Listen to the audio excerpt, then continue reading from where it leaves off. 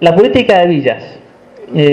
La Ciudad de Buenos Aires tiene una gran discusión sobre qué hacer o cómo garantizar los derechos en las villas, discusión fuertemente instada por la movilización de los habitantes de las villas, las luchas por muchas décadas, ¿no? Y en esa lucha se habían logrado grandes cosas, incluso leyes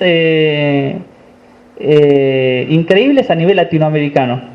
Una de ellas, la ley 148, que establecía el derecho a la urbanización de todas las villas de la ciudad, donde por primera vez se establecía que el proyecto de urbanización se lo tenía que definir con los representantes de la villa, no podía ser un proyecto autoritario bajado del Poder Ejecutivo, sino se tenía que sentar con los representantes de la villa a definir ese proyecto de urbanización.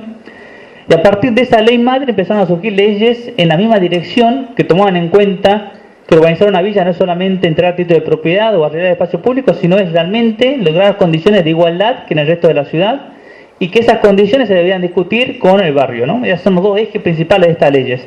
Así salió la ley 403 de la Villa 1114, la ley 1333 de Ramón Carrillo, la ley 1770 de Villa 20, la ley 1868 de la Villa 2124 y por último, en 2009, la ley 1343 del barrio Carlos Mujica de la Villa 31. ¿Qué es lo que hizo el PRO con toda esta historia de lucha y de leyes ya sancionadas? La solayó. Llegó al gobierno y primero pensó en erradicar las villas, ¿no? Recuerdo Macri consultando a la población, iba a hacer un plebiscito para ver si la población quería destinar impuestos a urbanizar las villas o no. Hubo largos meses donde el gobierno no hizo ningún tipo de intervención en los barrios. Luego, como los barrios empezaron a organizarse nuevamente luego de la crisis de 2001, empezó a atender la urgencia. Allí construyó dos organismos, la UGIS y la Corporación Buenos Aires Sur. Luego, con posterioridad, alrededor del año 2010-2011, empezó a buscar una solución para la cuestión de las villas, y su solución fue traer el modelo peruano. ¿El modelo peruano cuál es? Que el Estado no puede hacerse cargo, no tiene la capacidad para urbanizar las villas, sino que la tiene que hacer el mercado. ¿Y cómo hacemos que el mercado ingrese a las villas? Fácil, regularizando los títulos de propiedad, regularizando las tierras, para que sean los propios mercados que se encarguen con la compra-venta, la oferta y la demanda de resolver quiénes son los que estén habilitados a vivir en ciertos sectores de la ciudad. Y así se anunció, se presentó un proyecto de ley por el diputado Pagani y Ritondo, ¿no?, actual ministro de Seguridad de la provincia de Buenos Aires, donde se decía eso, que se le iba a dar título de propiedad a los propietarios. Los inquilinos no dijeron nada. ¿Y qué pasó? Pasó el Indoamericano, donde miles de familias ocuparon el parque Indoamericano, obviamente con las promesas rotas, porque los inquilinos no iban a tener ningún tipo de solución habitacional, y si solo daban solución habitacional a lo que eran propietarios, no quedaba otra que ir a ocupar tierras. Ese fue el primer intento. Como no funcionó una política masiva de entregar títulos, empezaron a ver en qué villas había más control social por parte del PRO para avanzar en esa dirección. Así avanzaron en la Villa 19, en Sildáñez, sacaron leyes donde permitían al gobierno entregar títulos de propiedad sin urbanizar. ¿Por qué digo que permitían? Porque las leyes anteriores, la que mencioné anteriormente, claramente prohibían al gobierno que pueda avanzar en la entrega de títulos si el barrio no estaba formalizado. Si no estaba en igualdad de condiciones, había una cláusula que impedía al gobierno avanzar con esa entrega de títulos.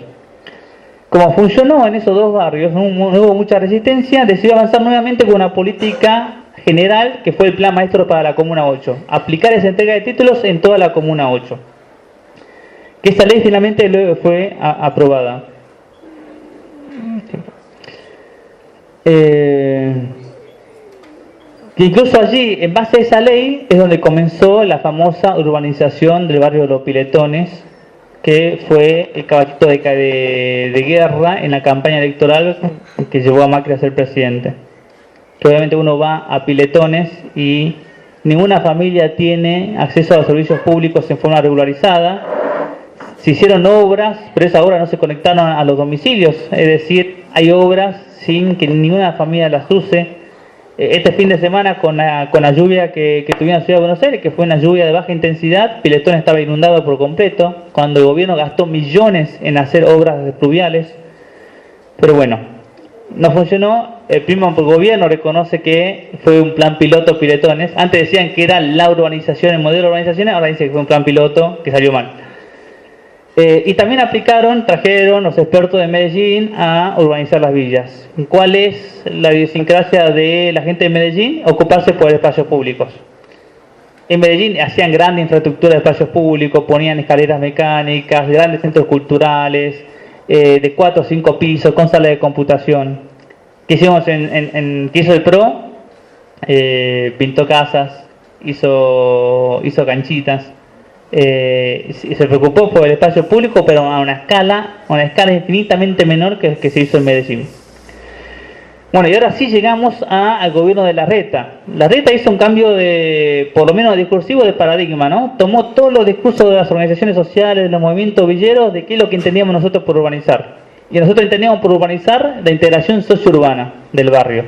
No solamente que lleguen los servicios en igualdad de condiciones, que la gente tenga buena calidad de vida dentro de sus viviendas, sino también que esa población siga viviendo en el lugar que han vivido siempre. Y a partir de allí el gobierno anunció el año pasado la urbanización de 6 villas de la ciudad. La Villa 20, el barrio Rodrigo Bueno, Playón de Chacarita, el barrio Carlos Mujica, que es la 31, el barrio La Madrid y el barrio Ramón Carrillo.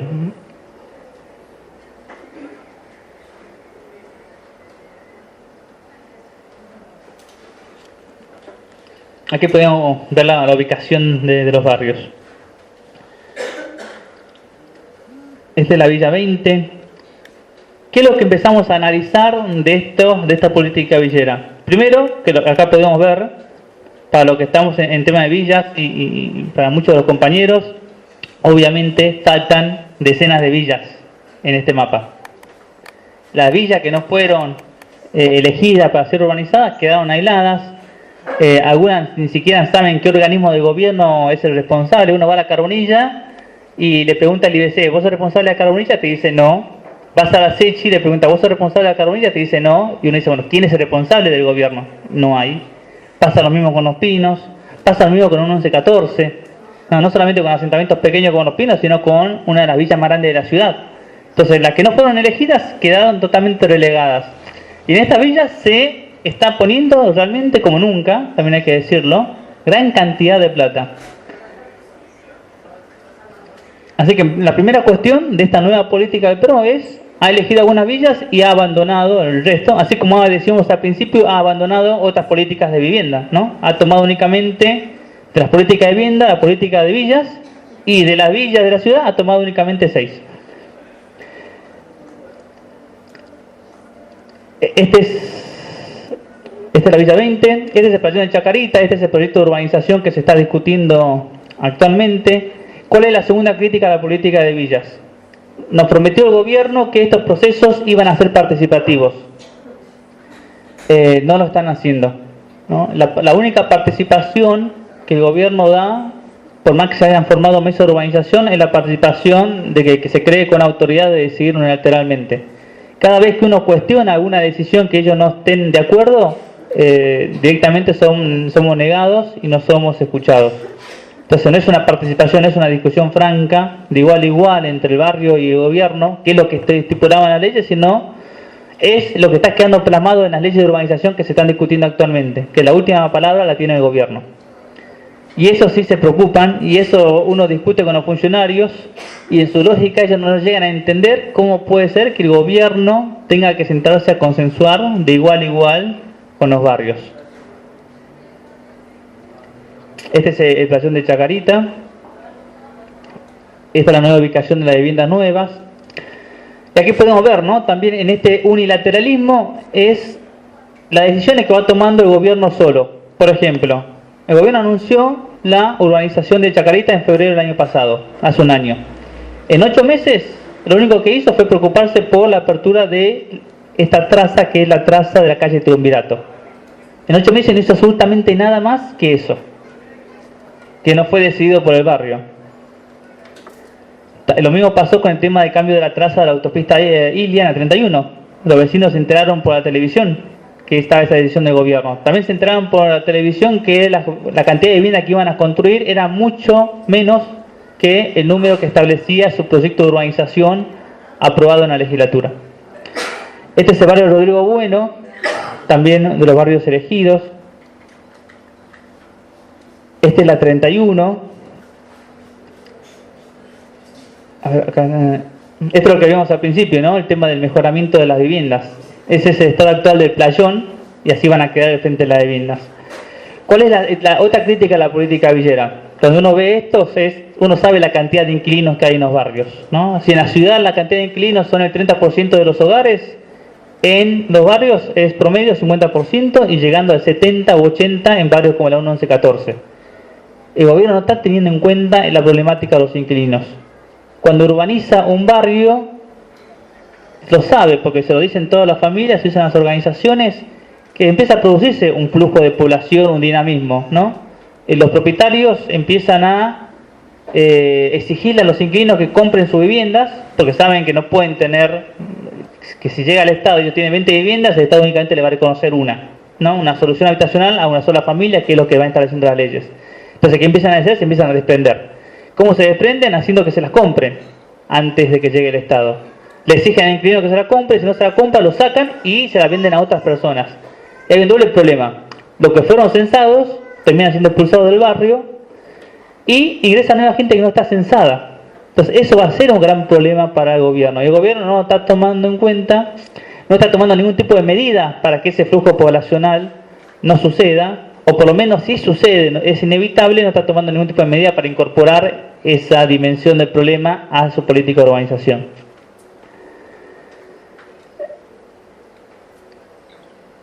Otro punto de las problemáticas que tiene que ver con los avances reales del proceso de urbanización. En Chacarita, luego de un año de urbanización, recién estamos viendo obras de emergencia de pluviales, de emergencia, no definitivas.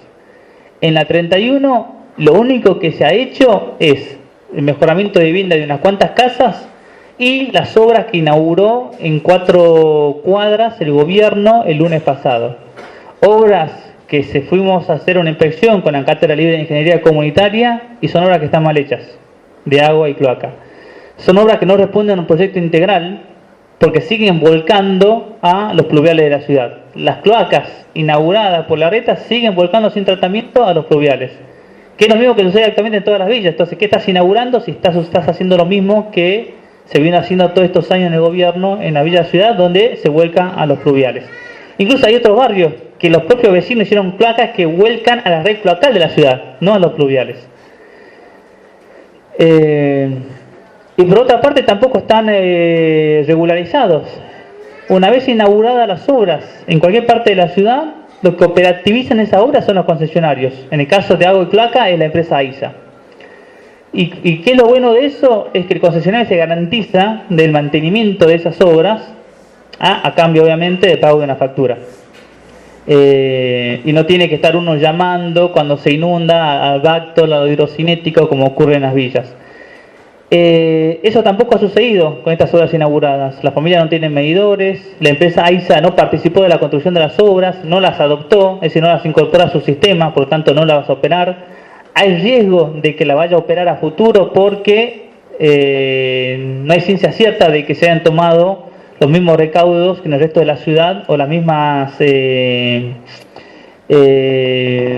los mismos métodos constructivos y estándares que en el resto de la ciudad para que AISA lo pueda tomar. Así que está ese riesgo. Hace meses que le venimos pidiendo en todas estas villas que el gobierno convenie, ya que es el mismo gobierno, ¿no? AISA es el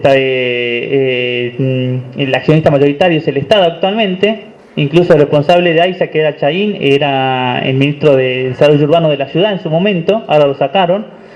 Pero bueno, tampoco logran conveniar ni siquiera con un organismo que depende de ellos cómo hacer las obras para que una vez finalizadas ahí se las pueda adoptar. Y luego algo que es más grave y más a largo plazo, que tiene que ver con de qué entendemos como integración sociourbana.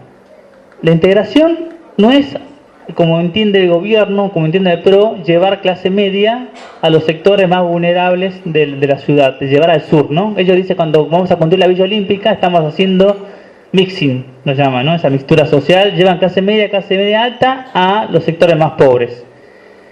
Eso no es integración.